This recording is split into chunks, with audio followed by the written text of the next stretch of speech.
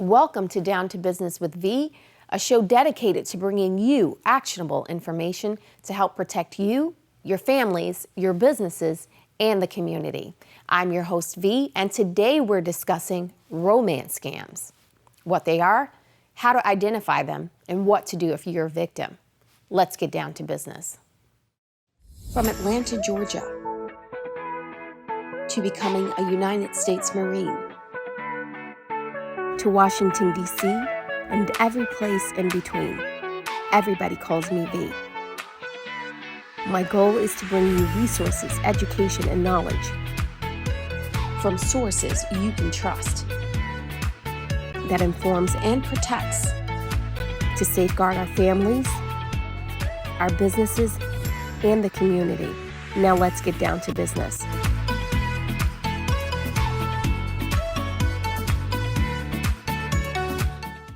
Welcome to Down to Business with V. I am your host V, and today we're discussing romance scams, what they are, how to identify them, and what to do if you're a victim.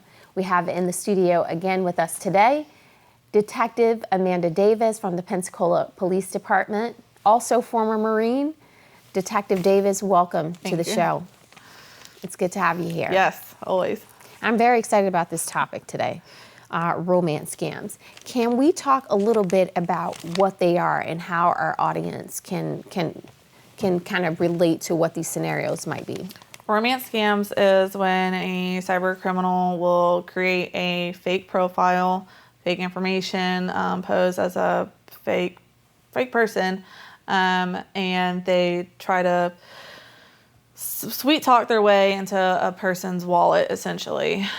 So they gain the trust of the person, and then in return they'll ask for them to wire money or load gift cards or just ask for their bank account information, and the victim, their emotions are involved, and they end up giving that information out, and a lot of the times losing a lot of money. Very interesting. I know that this kind of scam can target anyone across the generational spectrum. But what do you find from the law enforcement end that is the general demographic that this type of scam happens to? Typically what we do see is that it's the 50-plus crowd that unfortunately become the victims of it. A lot of them just aren't aware of what the red flags are, or they don't know what to do, or they just truly want to find that companion in life, and then someone unfortunately takes advantage of them. That is so heartbreaking to hear. And I think because a lot of people within that demographic might even be divorcees or, widows or widowers and looking to move on to another relationship, and then have something like this happens. Just kind of very unfortunate and heartbreaking. Mm-hmm. Can you talk about some of the common occupations? You said that there were common occupations we might find in a typical romance scam. Yes, so scammers like to take on certain identities that are appealing, I guess. So a lot of them will pose as a deployed military service member. They'll also pose wealthy jobs, sometimes just like doctor, something very eye-catching. Or a model, they'll post all these great pictures of somebody who is a model but just is not them, to gain the attention of the victim. You mentioned earlier the reverse image search. Let's talk about how the citizens can use that to kind of be proactive. Yeah, so we always recommend do your own snooping. We are there if you are unfortunately a victim, but do your snooping, do your creeping, and it'll usually yield a lot of results that can be astonishing. But what you can do, if you do just get that gut feeling that this is too good to be true, he's living in paradise, he has everything is just too perfect, you can click on the image. You typically right click on the image, you copy it, and then you just paste it into Google Images, and if it is a photo that is from a fake profile that they use a lot. It will show you all the fake profiles, and typically along with it, Google will also show you and alert you, hey, scam, this guy's a fake, and you'll can see like reviews, I guess, of people saying, hey, don't contact like this person with this image because they are a common term catfish. So they're not who they say they are. Awesome. Awesome. Let's talk about some of the flags for communication. You outlined that there are things that people who are on these sites can look out for when they're communicating with someone they might be posing as a love interest that they don't know and have never met face to face. Let's talk about some of the flags. So they typically will not be local. So where they live in relation to you is going to be essentially like on the opposite side of the world. So they live very, very far away. And then when you do ask to meet and they give several excuses, that can be another red flag. And it's a good thing to do from the start to try to move them to something visual, like a video chat. Typically, if they're fake, they're not able to go on a video chat because they're not that person behind the picture. It's a different person. So whether you ask for several pictures or you can kind of personalize, like, hey, can you show me, can you take a picture with your cat, if they mention they have a cat or something like that.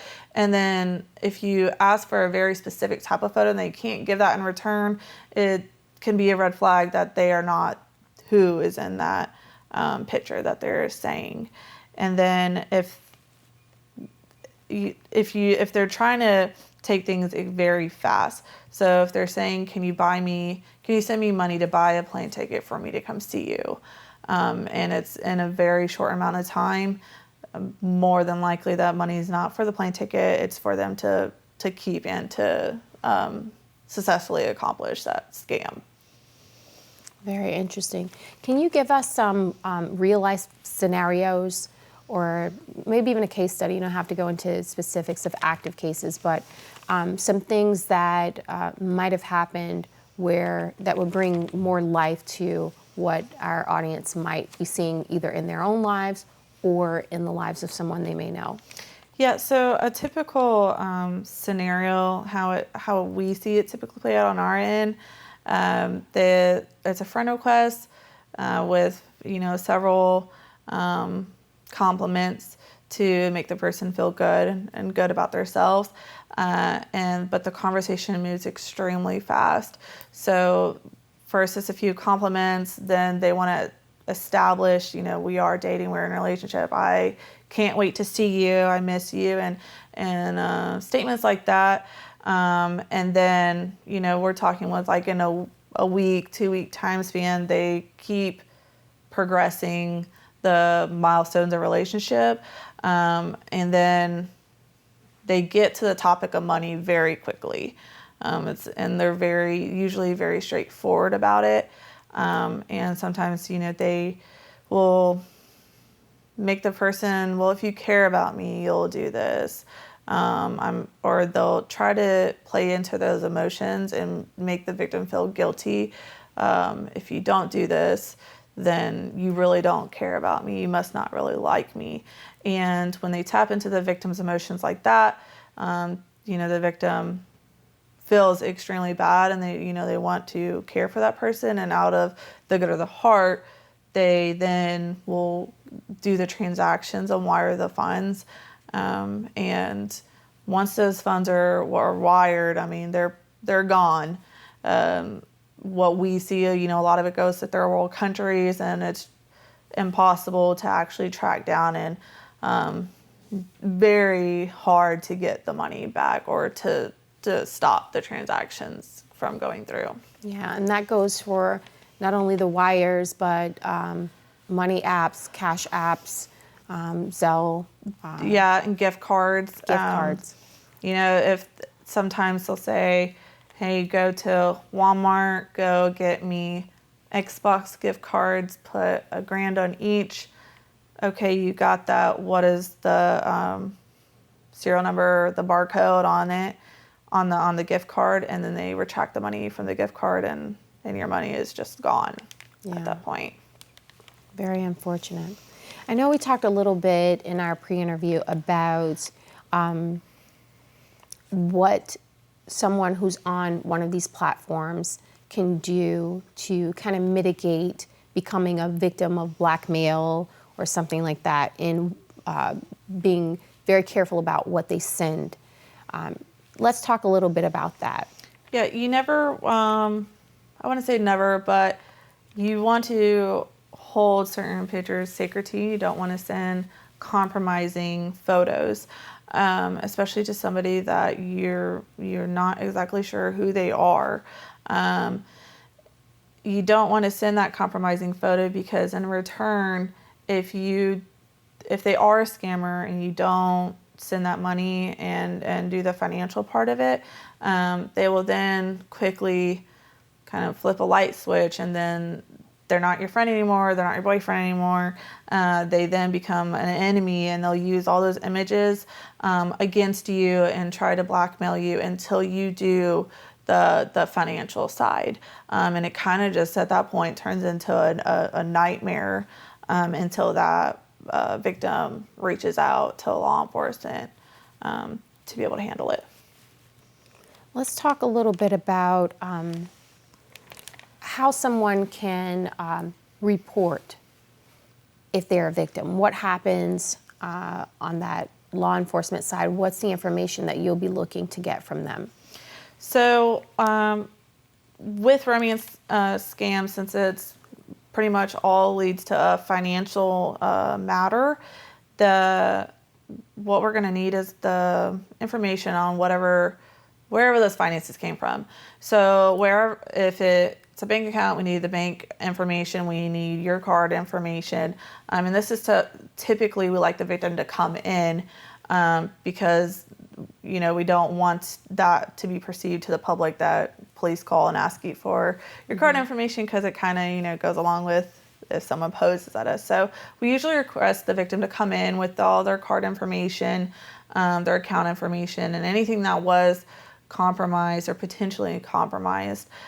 Through there, the investigator can get in direct contact with the bank, and typically either if they did successfully do the transaction, start tracing it to an actual location through subpoenas with the bank, or if they're lucky enough, just freeze or stop their transaction from happening.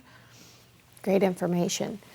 Well, when we come back from the break, we'll talk a little bit more about romance scams and what you can do to prevent being a victim. And if you have already been a victim, give you more actionable items that you can follow to try and get yourself out of a situation like this. We'll be right back.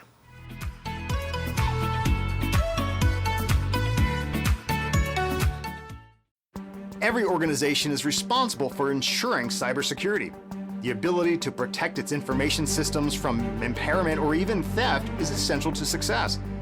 Implementing effective security measures will not only offer liability protection, it will also increase efficiency and productivity. With our cybersecurity workshop, your participants will understand the different types of malware and security breaches.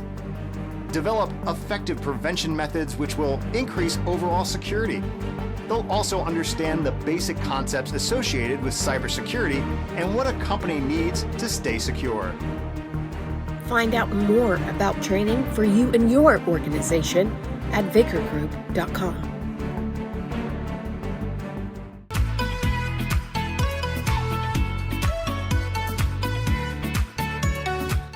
Welcome back to the show. I am V, and this is Down to Business with V.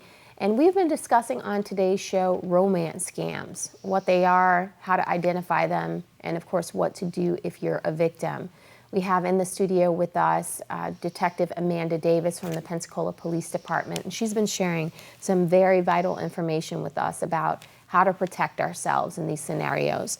So, Detective Davis, we went over a lot in that first segment of the show, and I'd like to recap just a little bit.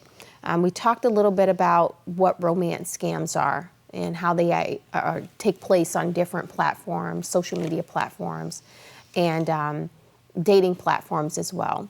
We talked a little bit about the fact that they target that over 50 crowd in some cases, and then in other cases, as we'll discuss in a little bit, the catfishing comes into play, and it could target any demographic.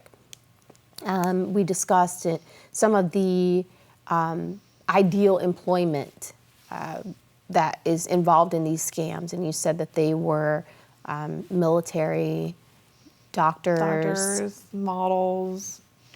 Yeah, so some of those things you definitely want to look out.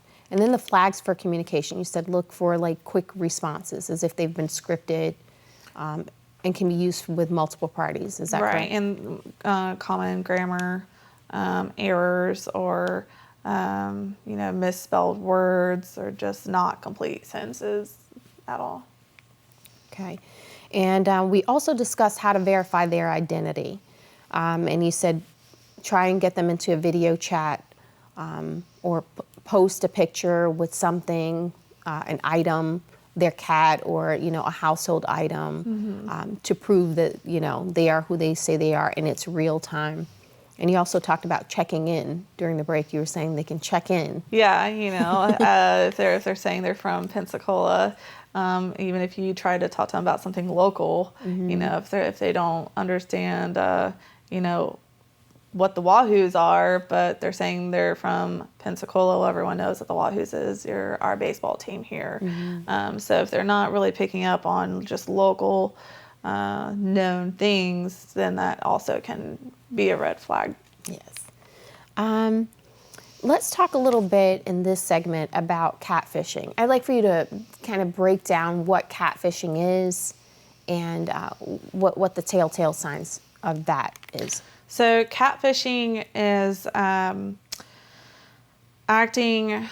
It's a fake profile, and it's not you in the picture. So if I take your pictures, I copy them, and I just create a whole new duplicate account under you, and I pose as V, and I'm displaying to everyone, and I'm trying to be you.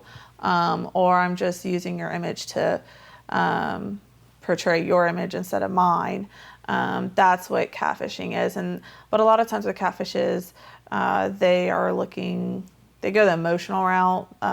They're not really, some of them, they're not seeking that financial part. Some of them just aren't comfortable with their own skin, and then they take over another person's account and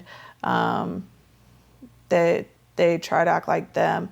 But then there's also ones who take over their account to do harm to that person, ruin their reputation, or cause emotional distress to their daily lives. If you get in an argument sometimes with somebody and they really take it to heart, sometimes those people, they will then copy your profile and start acting as you, and then whether it's going to your family and saying ugly, nasty things to them, and just they really play into the emotional distress. And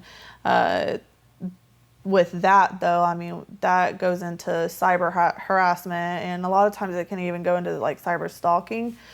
Catfish can lead to, and with all that, we always like to say that there is a result. There is a solution to that.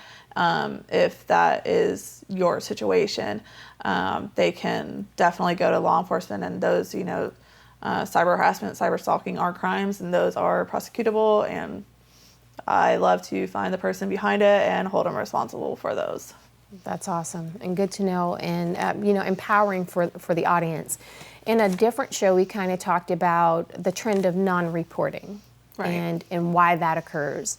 And we found that generally people are embarrassed, they're ashamed, there's a level of guilt involved, like how could they have not known?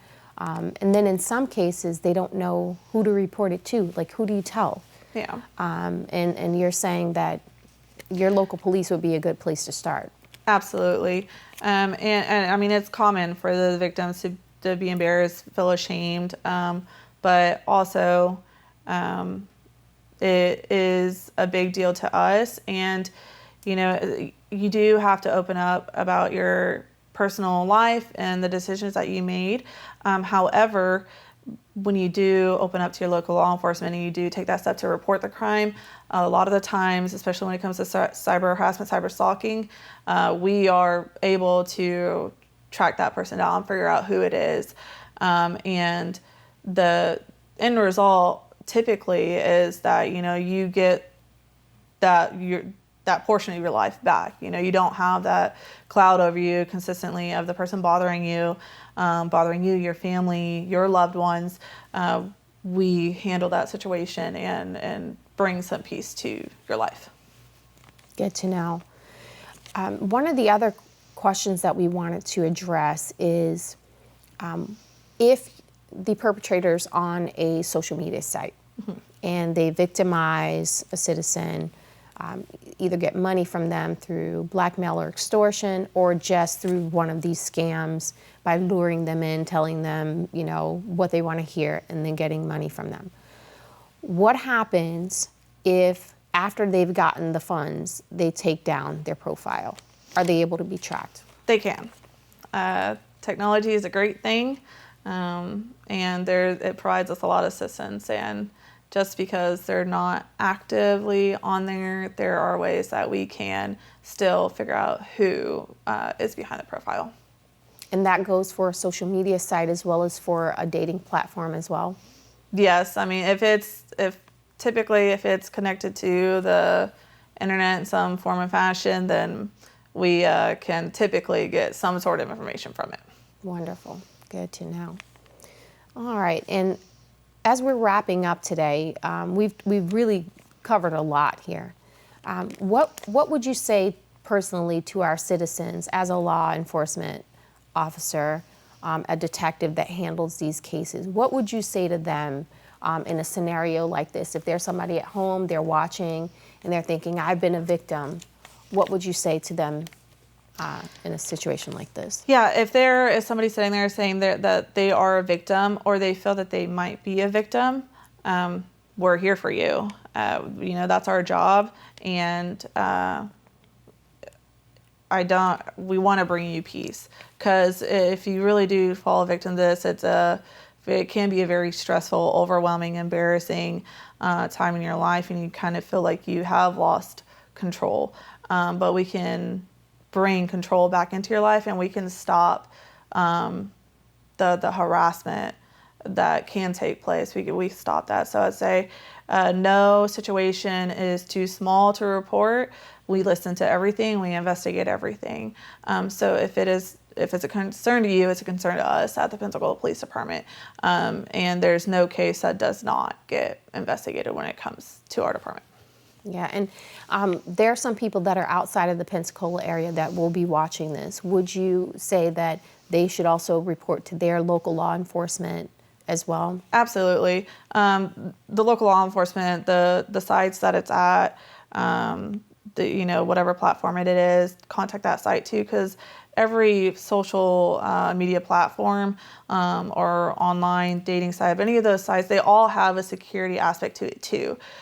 So if it's something that you didn't want to maybe criminally pursue, but you just wanted the person to stop so others aren't, you can also get in contact with the security of it. So like report the page to whatever platform it is, and then they'll hopefully take their steps and procedures to investigate that particular profile, and then they can also take steps to flag it to know that, hey, to keep track of it, to see the activity that's going on with the profile. And do you partner with other agencies as you're investigating this, whether it's other cities, municipalities, or at the federal level as well? So we do, but a lot of it is when it comes to children. So that's the ICAC, the Internet Crimes Against Children Task Force. That's federal. It has, from FBI, HSI, all local law enforcement agencies, city and county, all that together, that tracks profiles, definitely with our the sexual predators that are out there. As soon as we see an active account of known users, then that's something that we very quickly and proactively take action on. Detective Davis, this has been extraordinarily educational and informative. Thank you so much for coming into the studio today. We appreciate you and the Pensacola Police for all you do, sincerely. Thank you so much for coming in. Thank you. I'd like to thank our guest today, Detective Amanda Davis with the Pensacola Police Department, and the entire team there for everything they do on a daily basis. Detective Davis, we sincerely thank you for the information and the content that you provided today. I'd also like to give a special shout out and thank you to our team here at the show. Doug, Suzanne, Hannah, Stephen, Emmanuel, thank you so much for what you do to make this show happen. And I'd also like to thank you, our audience, for tuning in. Be sure to tune in next week when we discuss more actionable items to help protect you, your families, your businesses, and the community. I'm V. This is Down to Business. See you next time.